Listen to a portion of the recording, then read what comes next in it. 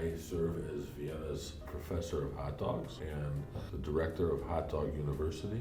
I think what you mean is what makes a correct Chicago hot dog? Okay, well, it starts obviously with a Vienna beef frank, and then it has to be on the right bun. It has to be on a Rosen's hot dog bun, preferably poppy seed, properly steamed, and then it has to have the right assortment of condiments put on in the proper way. So we're gonna go mustard, our relish, or as I like to say, piccalilli. Get some of that fresh onion on there. Let's lay some tomatoes down the line. Cucumber in there. So a nice pickle, some sport peppers, the celery salt. That's a fully loaded Chicago dog. A Chicago dog can be any combination of those ingredients within that parameter. It's more than just the ingredients, it's the experience of ordering your hot dog and being able to customize it to the way you like it. My wife and I, we started very youngly. We were 22, 21 when we decided we were going to go into business, and we had our hot dog stand open by 23. I had no idea what we were doing. There was no hot dog university back then to give you some insight, because most people, when they decide to go into this business, they're focused on the steps and the chores they have to take to get themselves in business. And they think, oh, how hard can it be to make a hot dog, right? There's a right way to do it and an infinite number of wrong ways to do it. Vienna Beef was very comfortable bringing people to my restaurant.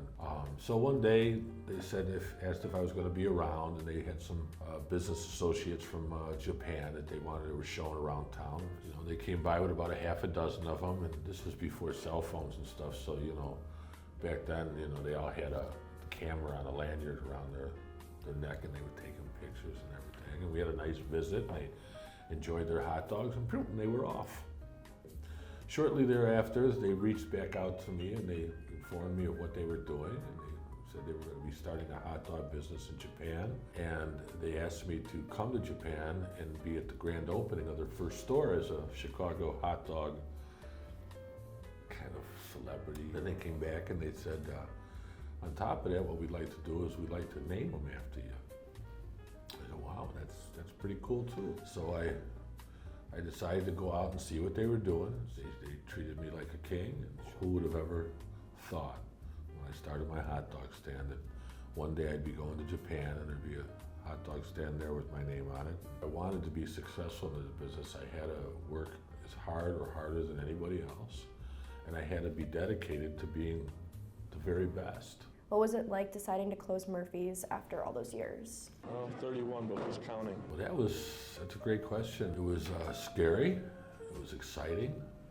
This is something I had done since I was a young man, and you have this business, and what are you going to do afterwards? And then you're changing your whole life up, but it was the right decision at the right time. I miss the customers.